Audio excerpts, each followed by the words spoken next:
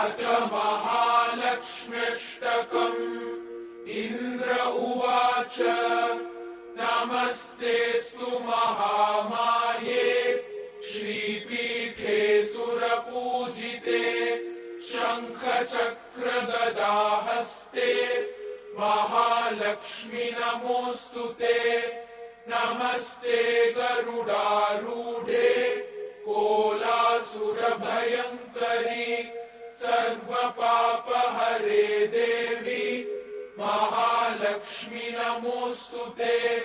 सर्वज्ञे सर्ववरदे सर्वदुष्टभयङ्करी सर्वदुःखहरे देवी महालक्ष्मि नमोऽस्तुते। सिद्धिबुद्धिप्रदे देवी भुक्तिमुक्तिप्रदायिनी मन्त्रमूर्ते सदा देवी महालक्ष्मि नमोऽस्तुते।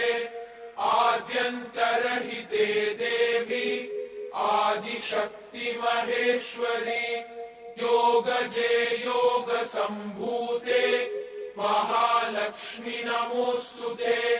स्थूलसूक्ष्म महारौद्रे महाशक्ति महोदरे महापापहरे देवी महालक्ष्मि नमोऽस्तुते।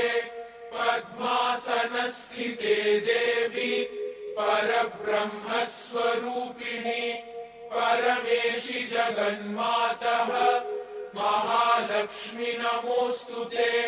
श्वेताम्बरधरे देवी नानालङ्कारभूषिते जगत्स्थिते जगन्मातः महालक्ष्मि नमोऽस्तुते। महालक्ष्म्यष्टकम् स्तोत्रम् यः पठेद्भक्तिमान् नरः सर्वसिद्धिमवाप्नोति राज्यम् प्राप्नोति सर्वदा।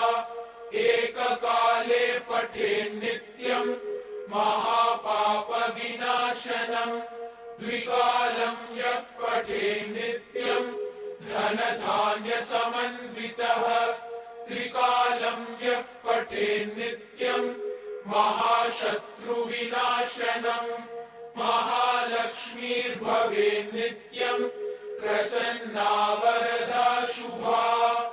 इति इन्द्रकृतम् महालक्ष्म्यष्टकम् सम्पूर्णम्।